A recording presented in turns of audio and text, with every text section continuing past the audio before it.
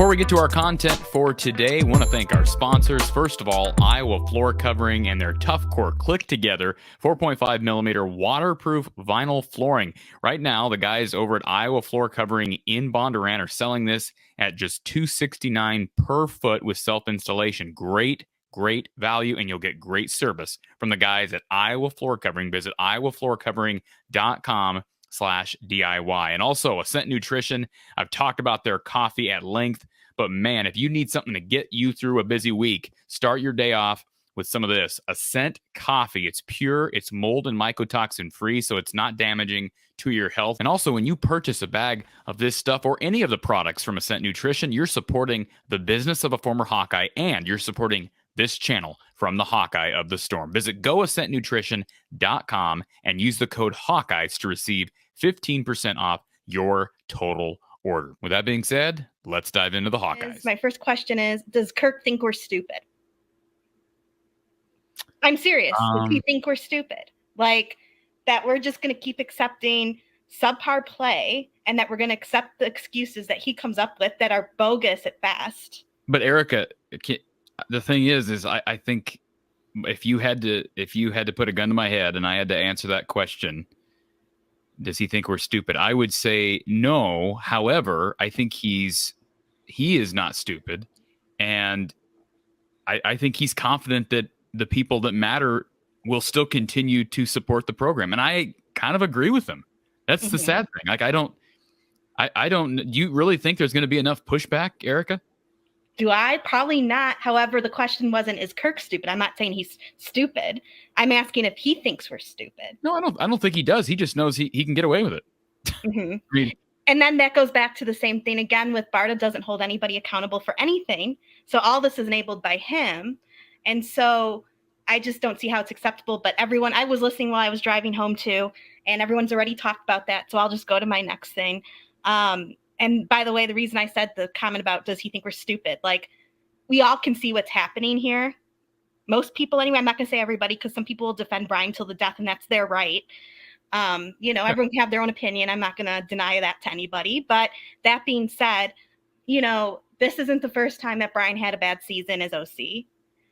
There's the quote, insanity is doing the same thing over and over again, expecting different results.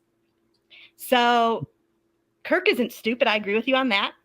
But I think the state of this all is insane because we're doing the same thing again and again and again, and just hoping that by some miracle, we end up winning more games than we did the previous year. It doesn't work that way. It doesn't work that way. And that leads me to my next question. And this is, I'm not being facetious. I'm not being mean. I'm sincerely asking why in the world, and I'm remembering your don't swear because I wanted to say something else.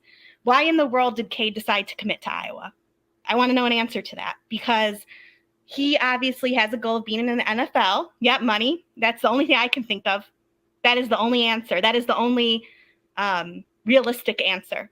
He didn't commit because it's a big part of the answer. He didn't commit because we have amazing quarterbacks and that we're quarterback. We have a legacy of being a quarterback school. That isn't why. That is not why at all. So it's like, it's just about the money. It's all about the money. And, that could be padded by the fact that he went on whatever podcast that was and said, well, Iowa actually has a pretty good NIL program. You know why he knows that? Because he's making all the money. Yeah. So, keep in mind that I know you watch the show with Brad Heinrichs.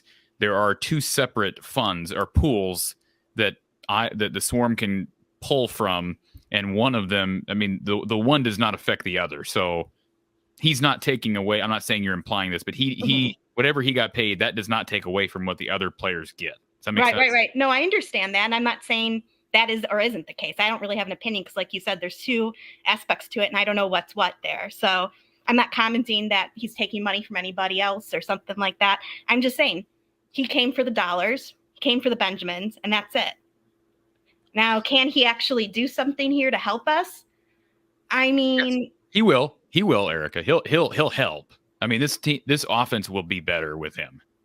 I would hope so. And I also am happy that we've gotten some O-line recruits here in the last few days. I think that will help. And, I hope it will be better. Sincerely, I want them to do well. That's why I'm so passionate about all this. You know, I want them to do a good job. But it's just after a year of being a national-wide laughingstock, like I talk about football at work with some of my colleagues who are also into football, and every week I have to answer what happened. Like, why in the world is this offense so horrible? And I'm just tired of doing it. Because you could argue that Barnett's job should at least be in question. Kelton Copeland's job should at least be in question. That's true. Those guys aren't, I mean, I'm not aware of those guys taking other jobs. I will say we did not get an explanation today. Like, we could get an announcement like we got last year, Erica, when Ken O'Keefe retired. What was that, right before spring ball? Mm-hmm. And all of a sudden now Iowa has an extra position available. They probably would promote Budmeyer, and maybe he becomes the passing game coordinator. So there could still be a change. I wanted to talk about another comment. I believe it was Barta. Again, I was at work listening to it, so I'm pretty sure it was Barta who said about Kirk's, long tenure at Iowa and his big sample size in that, and how that's a good thing. And that made me start thinking, like, when I was driving home, I was thinking about that comment, and I was like, is that truly a good thing? Or is that a detriment at this point? Is that a problem? Is it a, liability? I'm starting to think it is. Is what a liability? The fact that Kirk's been here for so long, because he mentioned about there's a big sample size for Kirk's tenure, and that he's been, he was making the point that he has all this good history at Iowa and that. Remember? Well, it's a good question. I mean, Barty used that today to defend Kirk's track record. And that is an easy fallback when questioning Kirk's decision making. The easy way to explain why we're just blindly, well, I shouldn't say blindly, because he's gonna argue that it's based on substance. But our reason as an administration to just put our head down and put faith in the man who's the head coach of the football program is because he's proven himself over the last 24 years, and the program has been stable for the most part for 24 years. So I understand where he's coming from with that, but every era comes to an end. Right. And I'm not saying it's the end of the Kirk era, but to just say, well, we're going to forever we have confidence in Kirk. We're going to forever have confidence in Kirk because he's done great things for us for 24 years. I mean, that's just like, I don't even know how to what to compare to that. That's Gary Barta forsaking his own job is evaluating his employees. I don't know. That logic doesn't make, like, what you did 20 years ago doesn't have any impact on what you're doing now. Absolutely. Yeah, I agree with you. This is a sport of what did you do for me lately? Mm-hmm. And sometimes, like Nebraska, I think is an example, maybe programs make quick, decisions that are based on maybe more so emotion and quick reaction than anything else. But there are times when programs are slow about making changes, and all of a sudden the program is driven into the ground. Yeah. And, I'll say this about Hayden Fry. Hayden Fry left probably a little bit too late. I think he would admit that. I think Don Patterson might admit that. Yeah. Yeah. And I think we're on that road with Kirk. I really do. I have too much love for Kirk Ferentz as a person to want to see him dig a hole for himself. And that's exactly what he's in the process of doing, I think. Well, he's not going to do. I really don't believe he's going to do it this year. That's the thing. Like, I think this is a long-term bad decision because, as I said earlier, I think they've got a good chance of winning 9 to 10 games as is. As weird as that sounds, but my concern is what happens in 2024, what happens in 2025. Yeah. If Kirk wants to retire and sail off into the sunset after this season, maybe he'll do that. Maybe Brian will leave. And look, I don't think that's a very good time for a huge coaching change and a coaching search, but Kirk may do that and somewhat preserve his legacy. It's a complicated issue for a variety of reasons, but I just don't want to see him dig his own grave as it relates to his legacy.